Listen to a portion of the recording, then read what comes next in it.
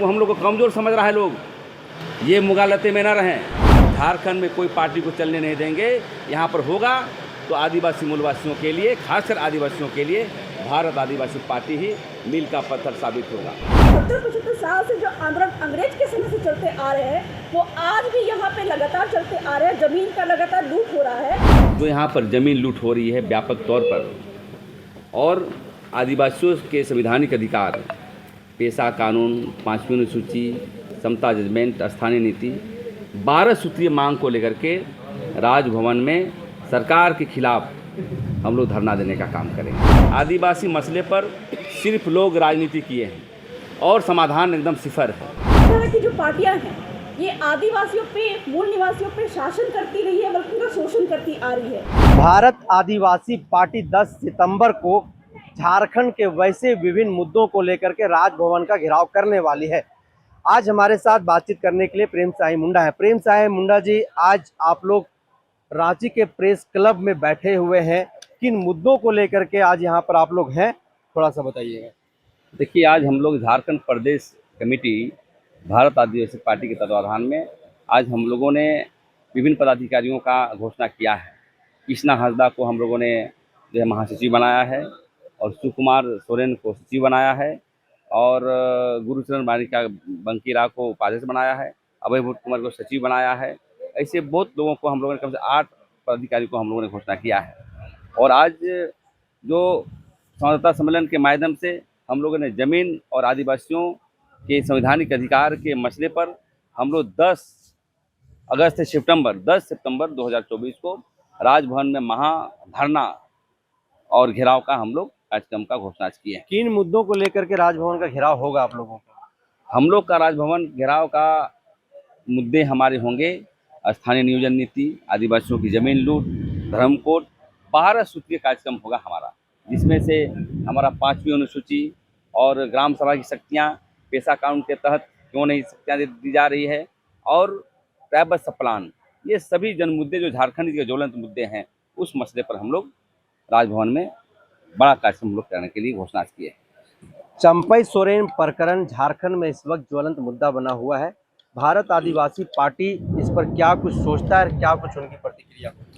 देखिए, चंपई सोरेन हमारे बुजुर्ग हैं, और मैं यही कहूँगा कि चंपई सोरेन का राजनीतिक दृष्टिकोण भाजपा जाने से गलत हुआ है, क्योंकि उनको झारखंड के जन मुद्दे को लेकर के उनकी उत्पत्ति हुई थी और जन आंदोलन तेज किए थे। या तो हमारे भारत आदिवासी पार्टी में आते या कोई पार्टी बनाते, लेकिन हमें लगता है कि ये निर्णय करके उन्होंने जो है सकारात्मक काम नहीं किया है। आप लोग क्या इस बात को लेकर के मान रहे हैं कि सच में चंपई सोरेन को झामुमो में अपमानित किया जा रहा था, वो वहाँ पर अपमानित हो रहे थे? देखिए, झारखंड मुक्ति मोर्चा सभी को अपमानित करने का काम किया है। देखिए, उनके पीछे भी हम समझते हैं कि लोबिन हेम्ब्रम जी भी जा रहे हैं। क्या करेंगे, नहीं विकल्प मिल रहा है तो चले जा रहे हैं भाजपा में, और भी लोग असंतुष्ट हैं, बातें आ रही है। तो झारखंड मुक्ति मोर्चा, देखिए, आज का जो आंतरिक जो प्रजातंत्र है, आंतरिक डेमोक्रेसी है, वो समाप्त हो गया है। वहाँ से माफिया तत्व झारखंड को लूटने के लिए आए हैं, आदिवासी को आगे रख करके जो है यहाँ पर राजनीतिक गोटी सेकने का काम कर रहे हैं। 1932 के खतियान आधारित स्थानीय नीति झारखंड में सबसे ज़्यादा जो है लोगों के निगाहों में एक मुद्दा के तौर पर बना हुआ एक ज्वलंत मुद्दा है यह। 1932 खतियान आधारित स्थानीय नीति को लेकर के भारत आदिवासी पार्टी का क्या स्टैंड होगा जब सामने विधानसभा का चुनाव?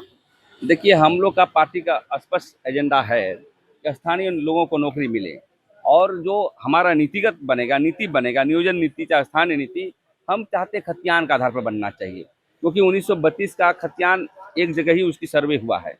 पूरे सर्वे किया जाए, और जहाँ जहाँ उसकी सर्वे हुआ जो खतियान, तो खतियान के आधार पर और आंध्र प्रदेश की तर्ज पर जो है वहाँ बनाना चाहिए, ताकि 100% यहाँ के आदिवासी मूलवासी को नौकरी मिल सके। भारत आदिवासी पार्टी ज्वाइन करने से पहले प्रेम साई मुंडा को लोग झारखंड में एक संघर्षकारी क्रांतिकारी आदिवासियों की हक हुकूक अधिकार की लड़ाई लड़ते हुए सड़क पर देखते थे, लेकिन आप एक राजनीतिक प्लेटफॉर्म में बन गए हैं, पार्टी का अपना एक फोरम होगा, तो क्या झारखंड के लोग और झारखंड के आदिवासी ठीक उसी तेवर में लगातार इस लड़ाई को प्रेम साई मुंडा लड़ते रहें, वो लड़ते रहेंगे, या फिर जिस तरह से झारखंड के इतिहास में किसी पार्टी से जुड़ने के बाद नेता जो है वो निस्तब्ध हो जाते हैं, वो चुप हो जाते हैं और झारखंडी मुद्दों को जो है कहीं ना कहीं वो दरकिनार करना कोशिश कर देते हैं।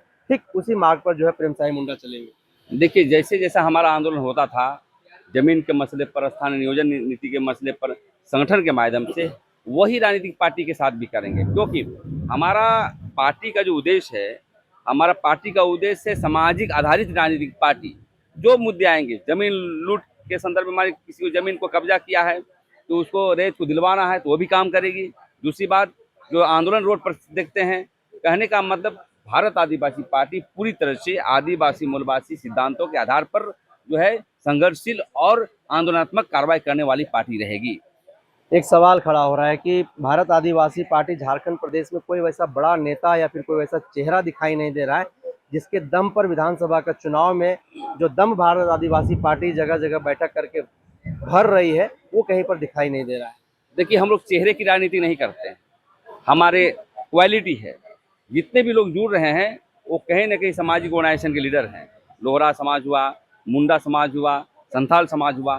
तो इस झारखंड के परिप्रेक्ष्य में, सामाजिक परिप्रेक्ष्य और राजनीतिक परिप्रेक्ष्य में सबसे बड़ी ताकत यदि होता है तो यहाँ के सामाजिक ऑर्गेनाइजेशन का होता है और सामाजिक जो धर्म संस्कृति चलते हैं उनके होते हैं। और वो सब जब आ रहे हैं तो हम समझते हैं कि इसकी चेहरा की जरूरत नहीं है। चेहरा हमारा होगा बिरसा मुंडा, चेहरा हमारा होगा सिद्धू कानू, चेहरा हमारा होगा वीरबुद्धू भगत, चेहरा हमारा होगा निर्मल महतो। तो हम अपने आप को नेता नहीं बोलते, हमारा नेता यहाँ के शहादत हुए हैं, वही हमारा नेता है। तो लगातार ऐसे शख्सियतों से, ऐसी खबरों से हम आपको अवगत कराते रहेंगे। तब तक के लिए आप बने रहिए द जनसभा के साथ। जोहार।